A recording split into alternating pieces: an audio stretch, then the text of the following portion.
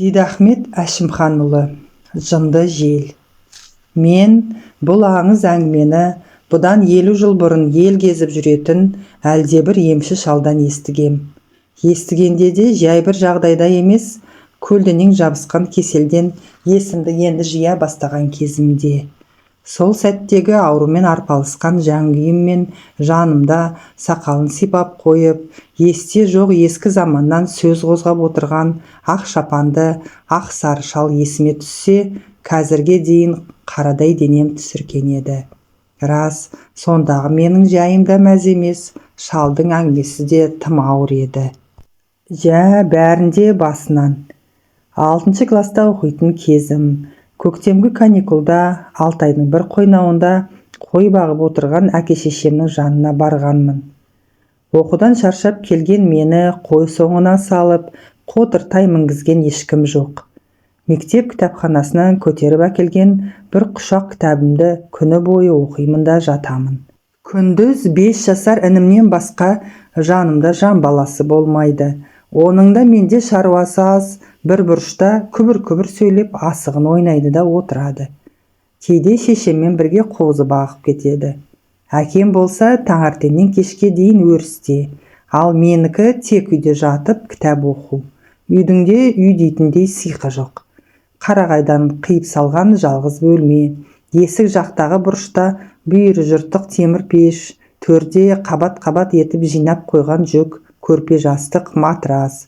Оң жақтағы қабырғада 4 шынылы кішкентай терезе, оның бір көзі ылғи ашық тұрады. Есікті біреу ашып қалса болды, терезеден ұрған жел өңменінен өтеді. Ең тамашасы сол менің мектеп кітапханасынан алып келген кітаптарымның бірінен бірі қызық болып шыққаны. Қайсысын бастасам да аяғына жеткенше асығамын. Қайсысын оқысам да сиқырлы сырлы таңғажайып әлемге тап боламын. Қай жағыма қарасам да қызылды жасылды, айшықты өрнекті, құпиялы жұмбақты бір керемет дүние. Осынау сан түсті, сан бояулы, тағдырлы тартысты өмірдің ішіне кірген сайын өзімнің жалғыз бөлмелі жаман қараша үйде жатқанымды мүлде ұмытып кетемін. Ұмытқаным сондай, бірде капитан Гранттың балаларымен бірге көк теңізді көктей жүзіп, алыс аралдарға аттанып бара жатамын. Енді бірде Том Сойер мен Геклберриге жолдас болып, қайдағы бір қазынаны іздеп жүремін. Одан соң жүк кемелерін тонап жүрген теңіз қарақшыларына ілесемін. Олар біреулерді атса атуға, шапса шабуға дайын екендігімді сеземін. Ал осы достарым әлде бір сәтсіз жағдайға ұшырай қалса, ой әттеген-ай деп орнынан атып тұратындай кездерім болады. Сонда ғана мен байқұс жаңағы көк теңізде де, қазына аралында да емес, қойшының қоңыр үйінде жатқанды біліп, бір түрлі көңілсіз күйге түсемін. Сосын шалқамнан жатқан күйі үйдің көптен бері әктелмеген кір-кір төбесіне қадала қарап, ұзақ-ұзақ қиялға батамын. Кластас достарымды таңғалдыратындай не істеуге болады деп ойлаймын. Жасым болса да 11-ге келді, бірақ осы уақытқа дейін біреуді елең еткізетіндей ештеңе істемеген екенмін. Сабаққа үнсіз барып, үнсіз қайтқаннан басқа бітіріп жүрген түгім жоқ. Ал мендей анау Том Сойерді қарашы, қандай тапқырда табанды бала. Сол мінезінің арқасында әне бар мақсатына жетті. Тынбай іздеп жүріп, тығулы жатқан көмбенің көзін ашты. Сөйтіп бірақ күнде бүкіл жұртты таңғалдырып, шылқыған бай болып шыға келді. Ал менің жыртықшылықтан башпайым шығып жатқан түрі мынау. Не істеймін? Қалай бай адам болуға болады? Шіркін-ай, бір ғажайыптың күшімен әлде бір жерде көмулі жатқан дорба-дорба алтын күмісті тауып алсам ғой. Алтын күміс, жарқ-жарқ еткен асыл тастар, әншейінде әншілер алтын Алтай деп ән салады. Сол алтыны қайда оның? Соны қалай табуға болады? Тоқта. Баяғыда біздің елдің байлары Қытайға қашқан кезде бар байлығын осы жаққа тығып кеткен деуші еді. Мүмкін соларды іздесем қайтеді. Ойым сан саққа кетіп дөңбекши беремін. Ақыры бұл ойымнан түк шықпайтынына да көзім жеткен. Қоржын алтын оп-оңай жерге жасырып кететін сол байлар ақымақ дейсің бе? Жоқ, басқадай қазына іздеуім керек. Өстіп, миымды мың сан ойлар шармап жатқанда, кенет тарих мұғалімнің бір сөзі есіме түсе қалғанда, қуанғанынан орнынан ұшып тұрғанмын. Бірде ол ауыл шетінде ұзынан ұзақ созылып жатқан обалар тізбегін бізге көрсетіп тұрып, бұлар мыңдаған жыл бұрынғы біздің ата-бабаларымыздың зираты ғой. Сол кездегі діни ұғым бойынша адам бұл дүниеде жиған тергеннің қызығын о дүниеде де көрсін деп өлгеннің мүлкін өзімен бірге көмген. Оның ішінде әрине алтын, күміс, асыл зат та болады. Соны білген өзге жұрттың ұры-қарылары бұларды көп тонаған. Бірақ сау алғандары да болуы мүмкін деген. Сондай обалардың бір-екеуі ауылдағы біздің үйдің огородында бар еді. Әкем картоп егетін. Жер жыртқан кезде оларды ылғи айналып өтетін. Неге соны қазбасқа? Қазу керек, қазамын. Дәл сол екі обаға ешкімнің қолы тимеген шығар. Көзіме жалт-жұлт еткен алтын бұйымдар, небір асыл тастармен безендірілген әдемі әшекейлер елестейді. Сол ғажап бұйымдар қолыма қазір тиетіндей, денем бір ісіп, бір суиды. Жүрегім үліп-үліп соғады. Өстіп жатып, қалай ұйықтап кеткенімді білмеймін. Және қанша ұйықтағанымды да білмеймін. Әйтеуір тұяқ серіппей 2-3 сағат қатып қалсам керек. Оянған сәтте дір-дір етіп тоңып жатқанымды сездім. Есік айғара ашық қалыпты, терезе де ашық. Сырттан соққан суық жел үй ішінде гулеп тұр. Мына төменгі бұрышта асықтарын мәшін етіп ойнап отырған боқмұрын інім көрінбейді. Есікті ашып кеткен сол екені анық. Байқаймын, мұрным бітеліп қалған сияқты, пыр-пыр етіп, әзер демалып аламын. Басым мең-зең, шекем шың-шың етеді. Орнынан тұра беріп етпетімнен құладым. Қисалаңдап қайта тұрдым. Тізем дір-дір етеді. Тәлтіректеп сыртқа шықтым. Таң атып қалған екен деймін. Күн қып-қызыл болып, желке тұсымнан шығып келеді. Батыс жақтан. Бұнысы несі? Күн шығыстан шығушы еді ғой деймін. Үйдегілер қайда? Неге бүгін бәрі ерте тұрып кеткен? Бір мезет құсқым келген. Бірақ лоқсып-лоқсыдым да қойдым. Аузыма қара судан басқа ештеме келмеген. Сосын басым айналып біраз тұрдым да тай-тай басып келіп, үй бұрышында тұрған ағаш шөркеге отырдым. Көзім боталап сонау шығыс белдеудегі таулардың шоғыр-шоғыр қыр арқасына қараймын. Жоқ, таулар емес, жал-жал болып төңкеріліп жатқан көк теңіздің көк долы толқындары сияқты. Сол толқындарды қақ жарып әне Алтайдың ақ сөре шыңы ақ желкенді кемедей әлде қайда асыға жүйткіп барады. Капитан Гранттың кемесі. Онда ешкімнен, еш нәрседен қорықпайтын теңізші балалар бар. Шіркін-ай, солармен бірге адам аяғы баспаған алыс-алыс аралдарға аттанып кетсем ғой. Күтпеген жерде сол жақ тұсымнан секіре жүгірген аяқ дыбысы естілгендей болды. Жалт қарасам, маған қарай арсылаңдап ұмтылған өзіміздің сабалақ жүнді ақтөс ит екен. Ес жиғанымша үстіме міне түсті де бетімді жалап алды. Кетей деп тұмсықтан бір ұрдым. Жалт бұрылған 2-3 қадам жерге бүлкектеп барып шоқия отырды. Көзі маған мұңая қадалған. Құдды бұл адам деген мақұлықты сүйіп алсаң да жақпайсың деп тұрғандай. Артынша желке жағымнан сұр шекпені сөлбірейіп, қара бөркі жырайып, торы атына мықия мінген әкемді, оның соңынан інімді қолынан жетелеп, кірзі етігі салпылдап келе жатқан шешемді көрдім. Неге екені белгісіз, олардың түрі осы маған соншама көңілсіз, соншама жүдеу көрінді. Басыма бірінші рет менің әкем неге қойшы болды екен деген ой келген. «Өй, сен неге сыртта отырсың?» деді әкем атынан түсе беріп. Үндемедім. «Балам-ау, мына отырсың не? Үстіңе бірдеңе іліп шықпадың ба?» деді шешем жаныма жақын келіп. Үндемедім. «Аға, мен қозылармен ойнап келдім» деп інім мойныма асыла түскенде ғана селт еттім. Жүрегім елжіреп кетті. Інімді өте жақсы көруші едім. Томпиған бетінен сүйейін деп орнынан тұра бергенде шайқалақтап барып зерлей құладым. Шеккеммен жер сүздім. Ойбай көтек, мынау ауырып қалған ба деп шешем де аңырай үстіме құлаған. Өй, мынаған не болған ей? Деп әкемнің шошына дауыстағанын естимін. Шешемнің ып-ыстық құшағы, бірдеңе дегім келеді, бірақ дей алмаймын. Кеудемді бір нәрсе ашта түскендей, басым айналып, жоқ жер төңкеріле бергендей. Бұдан кейін әкемнің мені құшақтай көтеріп үйге ала жөнелгені, төр басына жатқызып, маңдайыма суық басқаны, шешемнің жылап жүріп бір-екі түйір дәрі ішкізгені бұлдыр есімде. Күндіз бе, түн бе, түсім бе білмеймін. Менің оқып жатқан кітабымды інім қолымнан жұлақ ашып сыртқа қарай зыта жөнелгенін көремін. Тоқта, таста кітапты деп соңынан қуып беремін. Ол тоқтамайды, сақ-сақ күліп тауға қарай қашады. Мен жанұшыра қуа түсемін. Қолымда теңіз қарақшыларының кольт пистолеті. Тоқта, атамын деймін айқайлап. Ол тоқтамайды.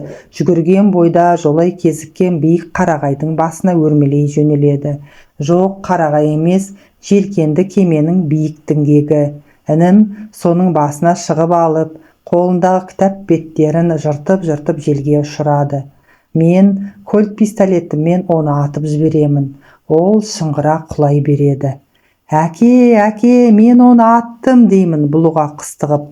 Әкем маңдайымнан сипайды. Алақаны сұп-суық, үстінде әппақ шапан, сақалды әппақ. Әкемнің сақалы жоқ еді ғой деймін.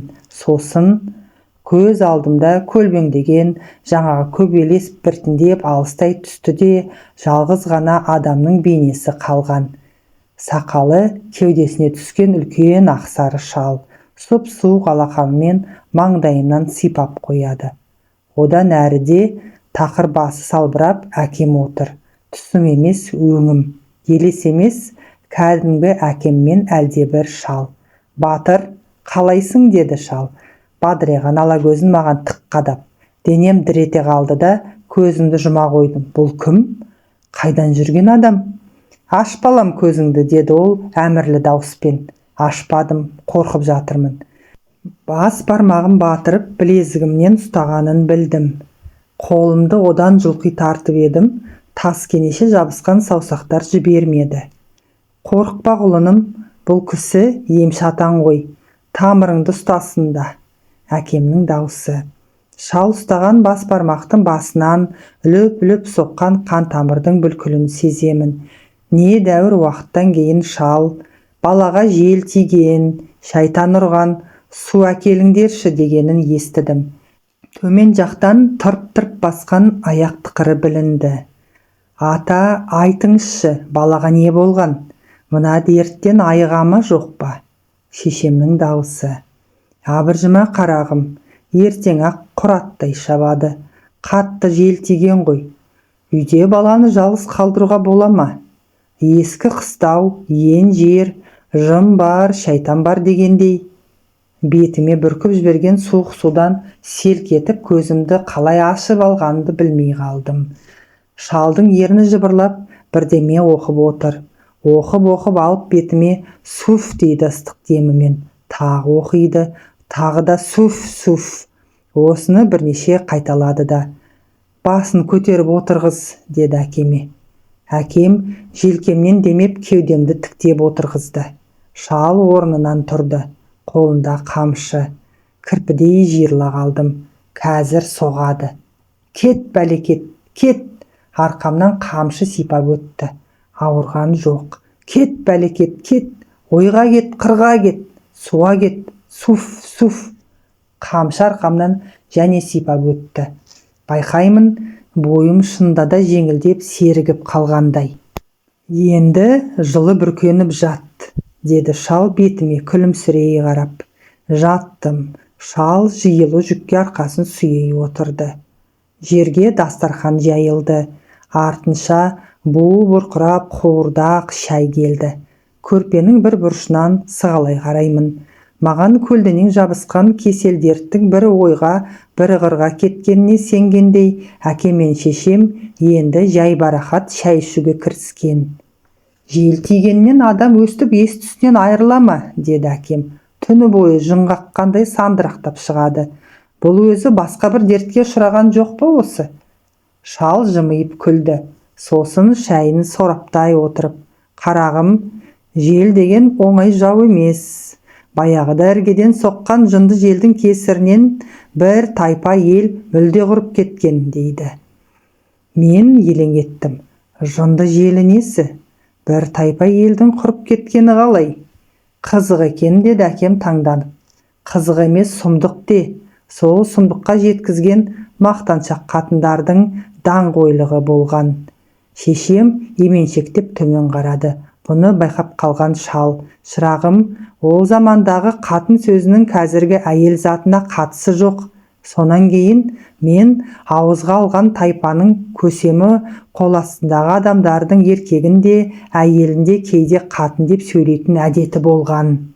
«Ақсақал, сіз бір қызық әңгімені үшін шығарып отырсыз. Егер айып болмаса, осы әңгімені түп-түгел айтып беріңізші бізге. Мына бала да тыңдасын», деп әкем қопаңдай түскен. Бала тыңдағанмен қазір бәрін түсінбейді. Тек сөздің ұзын ырғасы ғана есінде қалады. Бірақ кейін есейе келе мұндағы әрбір сөз жадында қайта жаңғырып, қатты ойланатынына менің күмәнім жоқ. «Ойпырмай, ішті кептірдіңіз-ау, ақсақал. Айтыңызшы, бәрін басынан бастаңызшы». Шал сақалын саумалап біраз ойланып отырды да тамағын қырнап бір-екі рет жөткірініп қойды. Тезірек сөйлесе екен, айтса екен деп мен де жатырмын. Ел бар жерде ескіден қалған сөз болады. Ондай сөз атадан балаға, баладан немереге, немереден шөбереге жетіп, ұрпақтан ұрпаққа көшеді. Менің айтқалы отырғанымда сол ескілікті сөздің бірі ғой, деді шал. Ал енді тыңдай беріңдер. Сонау ерте дүниеде, осы Алтайдан айшылық алыс жерде, өріс толы малы бар, шаңырақ толы жаны бар, ағаш уықты, киіз туырлықты алас деген тайпа тіршілік етеді. Оған көршілес қонып жүретін, найзасы көк, қылышы көп мұндар деген тағы бір тайпа болады. Осы тайпа ешкіммен қақ-соғы жоқ алас тайпасын қайта-қайта шауып, малын айдап әкетіп, жанын байлап әкетіп, әмсе тыныштық бермейді. Аластың алаөкпе жігіттері бірнеше рет өз көсемдерінің алдына келіп: «Алдияр тақсыр, мұндарлар әбден басынып бітті. Атқа қонайық, алдаспанды қыннан суырайық», деді. Бірақ көсем: «Әлі де шыдайық, кім не істесе де төзе тұрайық. Бірде болмаса бірде тәубаға келер, ес жияр. Олармен қазір айқасамыз деп, онсыз да аз халқымызды қырып алмайық деп, көпке басу айтып отыра береді». Алайда мұндарлар көсем күткендей естерін жимайды. Ес жимақ түгіл, күн өткен сайын есіре түседі. Есіргендері сондай, бірде 5-6 мұндар тапал-тал түсте көсем отырған орта алдына шаңдата шауып келіп, былғармен оралған ұзынша бір затты есік аузына тастай бере шаба жөнеледі. Көсем былғары орауын ашып қарағанда ұзыннан қатар салынған 2 затты көреді.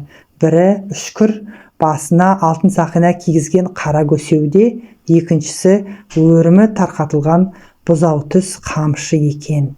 «Бұл не?» деп көсем жанында отырған көпті көрген, көп жасаған тайпа ақсақалына қарайды. «Бұл мұндар тайпасының бұрымыңды күң етем, тұлымыңды құл етем дегені», деді ақсақал.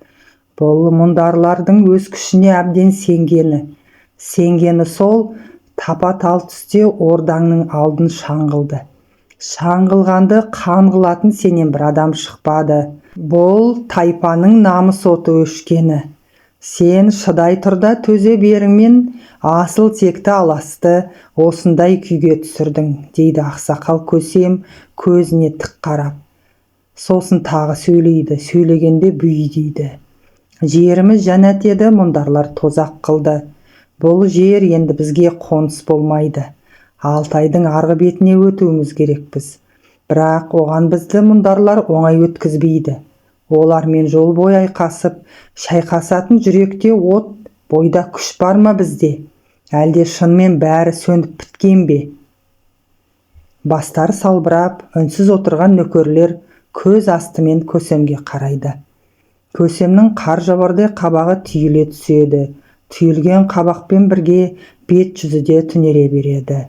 Сосын бір сәтте орнынан сілкіне тұрып, ту сыртында ілулі тұрған, көптен бері сабына қол тимеген алмас қылышты қынабынан суырып алады.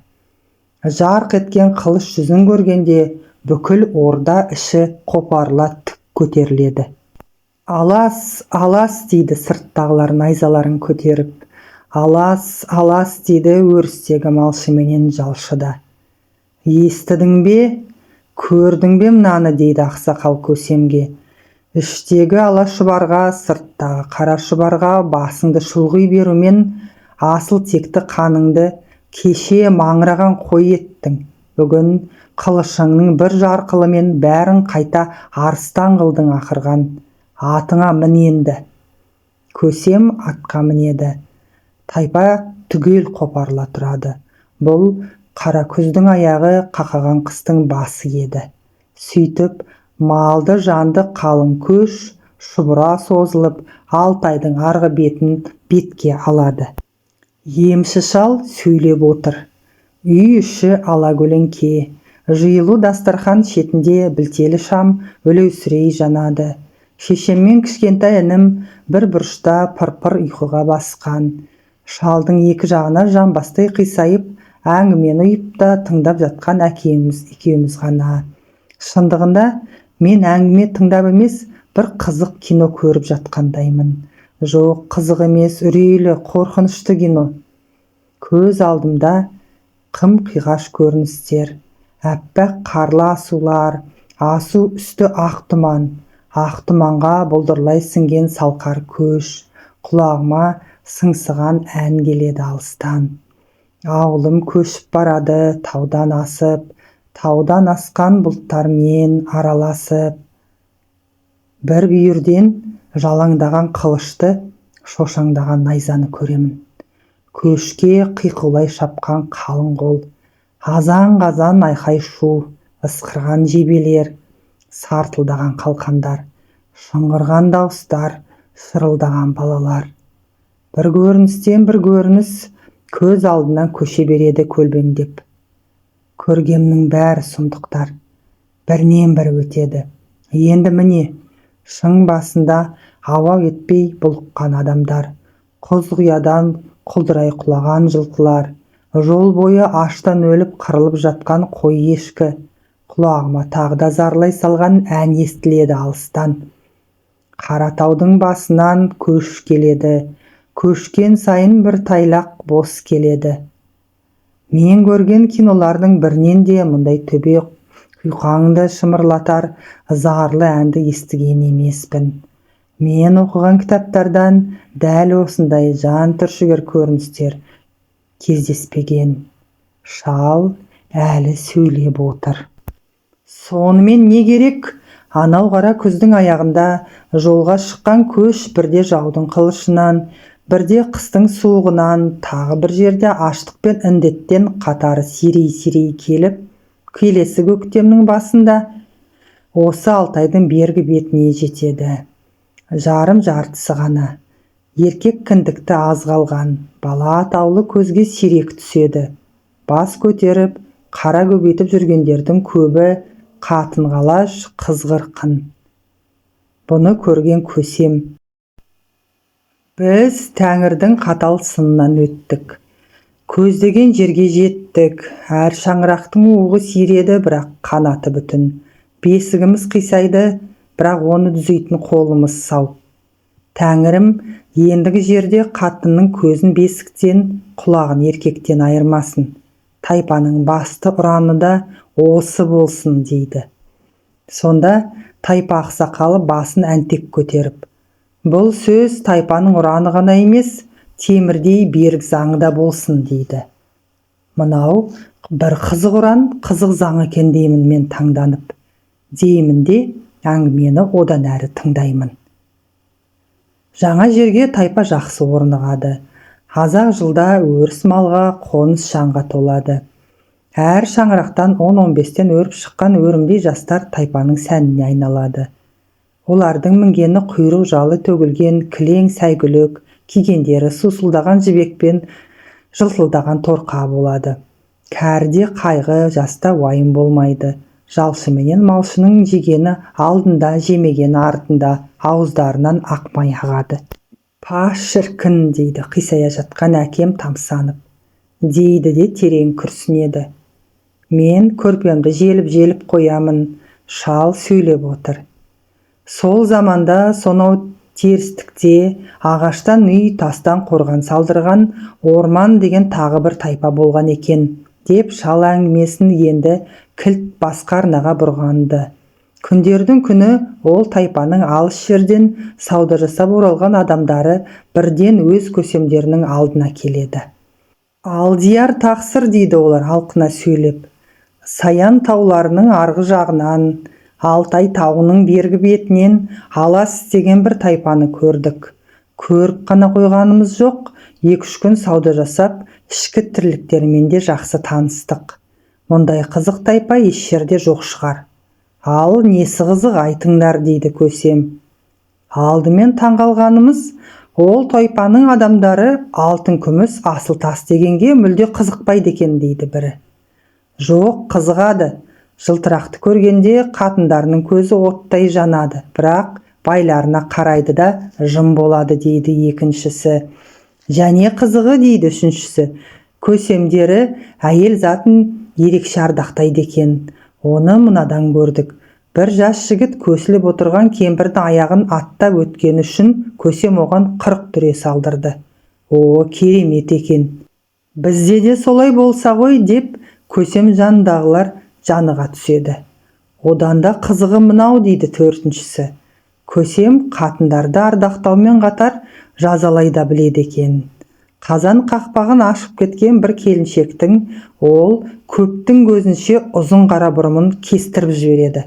Қойей, бұнысы несі? Қақпақта тұрған не бар? Мынауың көсем емес, кәзап қой, деп көсем жанындағылар енді түңіле бастайды. Тоқтаңдар, дейді сол мезетте олардың тайпа ақсақалы. Көсемнің бұл ісінде астарлы үлкен гәп бар. Сендер сол гәпті түсінбей тұрсыңдар. Көшпенді жұртта қазаннан қақпақ кетсе, иттен ұят кетеді деген сөз бар. Бұл алдымен тәртіпті меңзейтін сөз. Тәртіпте қазанның қақпағы сияқты. Ол кетсе, бәрі кетеді. Ұят та, ар да, ынсап та. Көсем соны ишарамен білдірген. Екіншіден, олар үшін қазан ырыс несібенің белгісі. Көптің ырыс несібесі ашық жатса, оған кім қол салмайды, кім тұмсығын тықпайды. Бұл көшпенділер дегеннің бәрін ишарамен, ыммен білдіретін жұрт қой. Дүниеде бізден ақылды ешкім жоқ деп білетін Орман тайпасының адамдары бір-біріне аңтарыла қарайды. Қабақтары түседі, ауыздары салпияды. Артынша әлгі саудагерлердің бірі. Бізді тағы бір таңғалдырғаны, көсемдері қайта-қайта қолын жуып отырады екен. Содан ба алақандары ақ күмістей жарқырайды, дейді. О несі екен? Кірпиязын қарай көр. Онда тұрған не мән бар? Әншейін әдеті де, деп бұны әркім әрқалай топшылай бастағанда, тайпа ақсақалы күліп жіберді де. Әй маубастарым-ай, көсемнің қолы таза болса, әмірінің жүргені айтқанының болғаны емес пе, дейді. Бұл да ештеңе емес.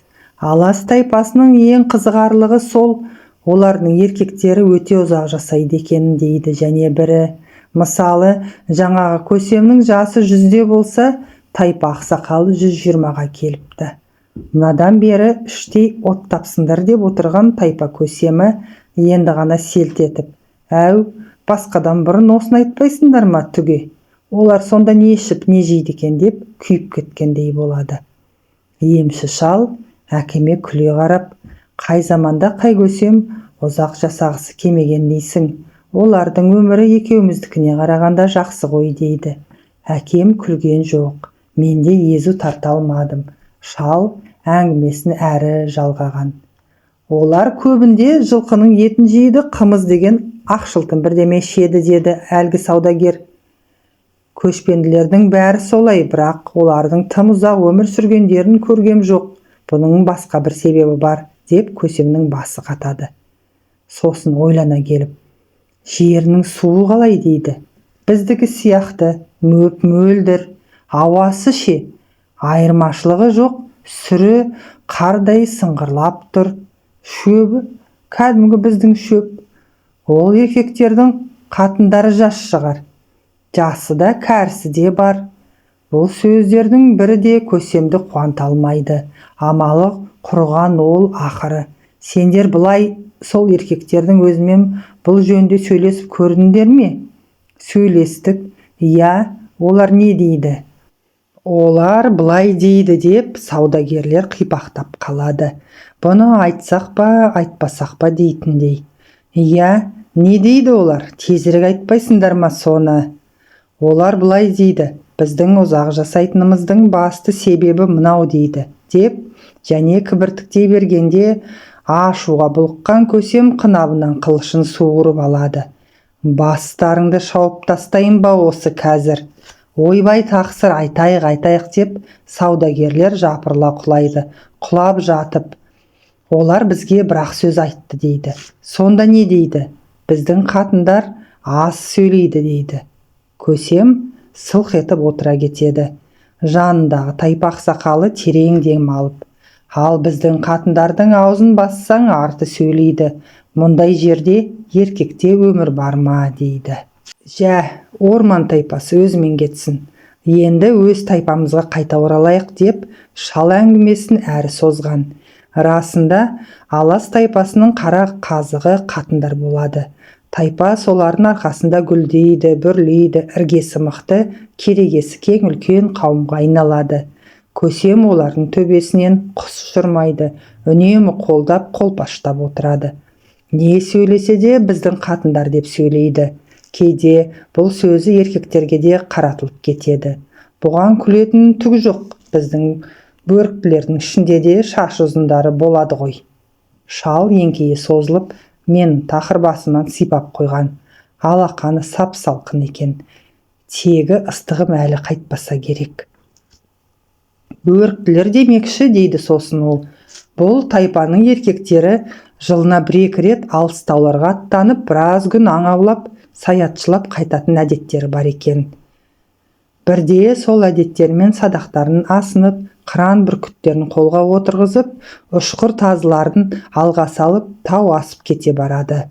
Құрым киізді қоңыр үйлерде тек қатын-қалаш, қыз-келіншектер ғана қалады. Міне, бар бәле осы кезден басталады. Қалай дейсіңдер ғой, бұлай. Дәл осы күндері қас қылғандай тайпаның ең кәрі кемпірі көсемнің шешесі көз жұмады. Қатындар қатты абыржиды. Қабырғазатын бір еркек жоқ. Күн болса ыстық, мәйітті тырайтып жатқыза беруге болмайды. Амал жоқ, қатындар қолдарына бір-бір күрек алып, сонадай жердегі көкшіл белдің үстінен көр қазуға өздері кірісіп кетеді. Бір күрек бойы қара топырақ шығады. Екі күрек бойлағанда сары топыраққа ілігеді. Белден төмен түскенде көкшіл құмды көреді. Құм арасынан жылтылдаған бірдемелерді байқайды. Әй, мынау не деп, көр түбінде тұрған әйел бір күрек құмды сыртқа лақтырып тастайды. Сары топырақ үстіне шашылып түскен құм іші жылт-жылт жымыңдайды, жалт-жылт жарқырайды. Бұны көрген қатындардың бір сәт тілі байланып қалады, өз демдеріне өздері тұншығады. Алтын дейді әуелі әзер сыбырлап, сосын бар дауыстарымен алтын деп айқайлайды. Алтын, алтын деп тау жаңғырып. Алтын, алтын дейді орман тоғай шуылдап. Жерде тұрған қатындар ентелеп көрге ұмтылады. Көрде тұрған қатын долданып, жоламаңдар, бастарыңды шабамын деп күрегін айбалтадай ары бері сілтейді. Алтын керек болса, өздерің қазып алыңдар. Енді әр қатын әр жерден топырақты бұрқылдата жөнеледі. Қызық болғанда көп өтпей олардың да күрегіне құмаралас алтын іліге бастайды. Қазған сайын табыла береді. Тапқандарын шешіп жіберіп көйлектеріне түйеді, сыпырып тастап дамбалдарына толтырады.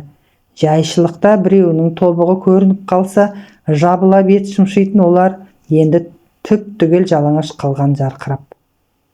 Қызаратын қатын жоқ, қымсанатын қыз да жоқ. Бәрінің көзі алтында. Ал өлген кемпір боз үйде иістеніп жата береді. Көп ұзамай саятшылықтан еркектер де оралады. Оралған сәтте иен тұрған үйлерді, түтіні өшкен қазан ошақты, иістеніп жатқан кемпірді, көкшіл белдің үстінен көп қатынды көреді.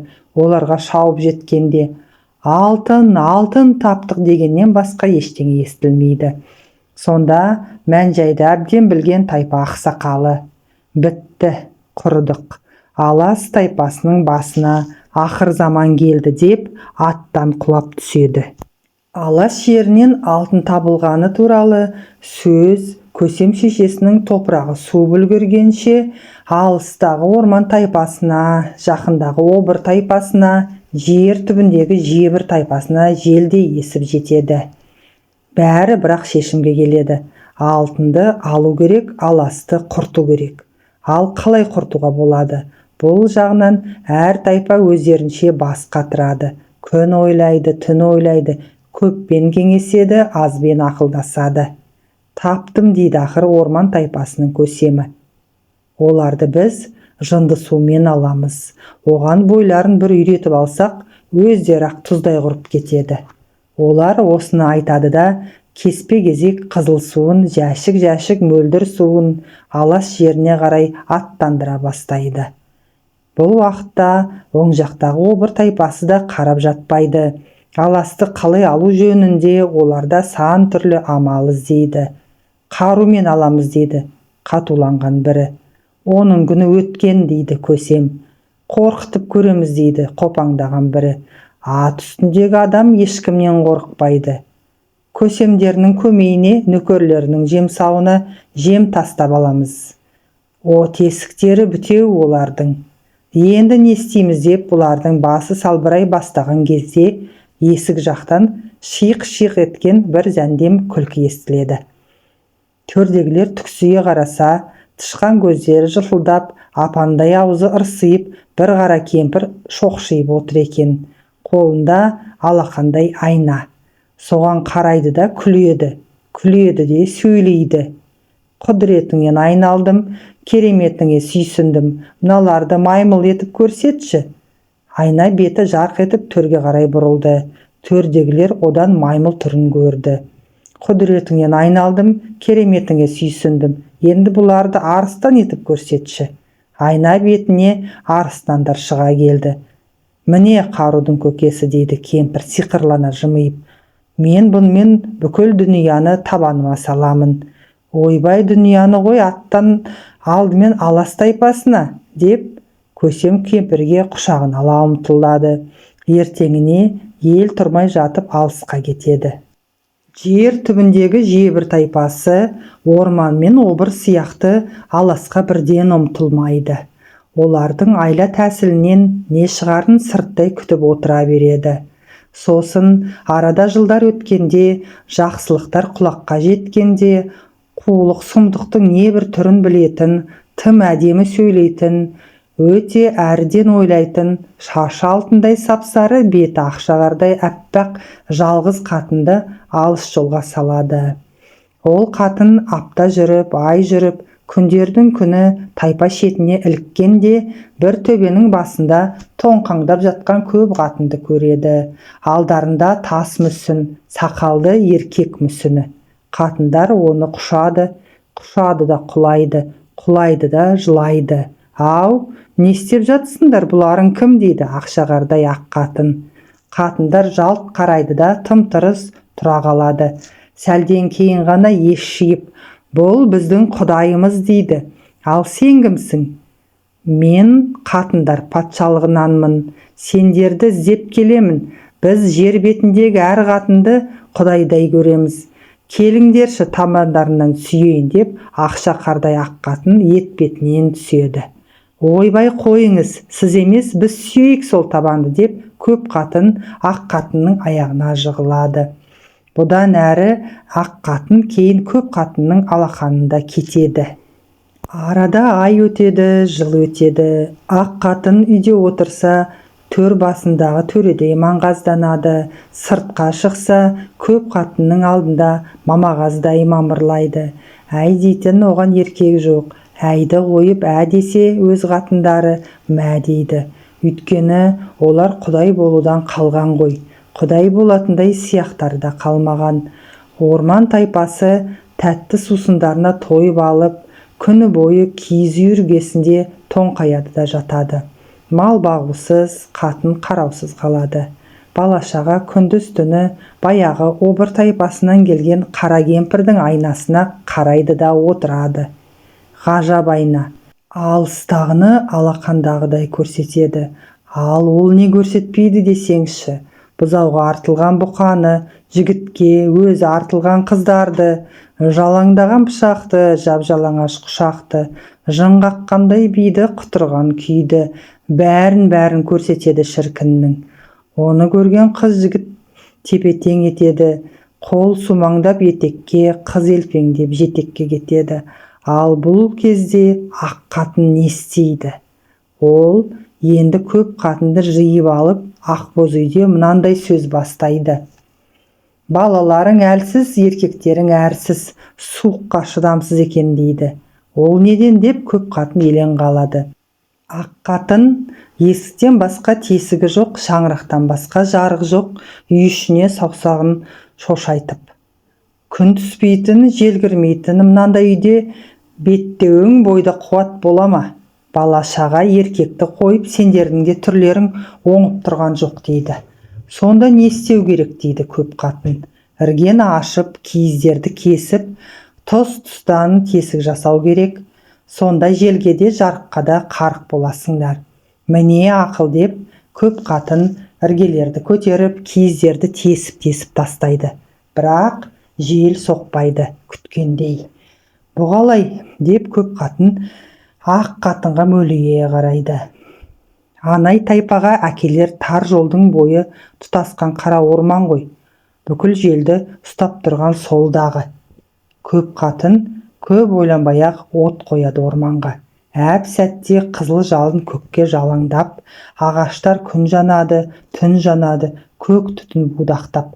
Ақыры ит тұмсығы өтпейтін, доңыз аяғы жетпейтін ну орманның орнында жап-жалаңаш тау қалады сопайып. Сол-ақ екен, ойдан қырдан, оңынан солдан самал лекіп қоя береді.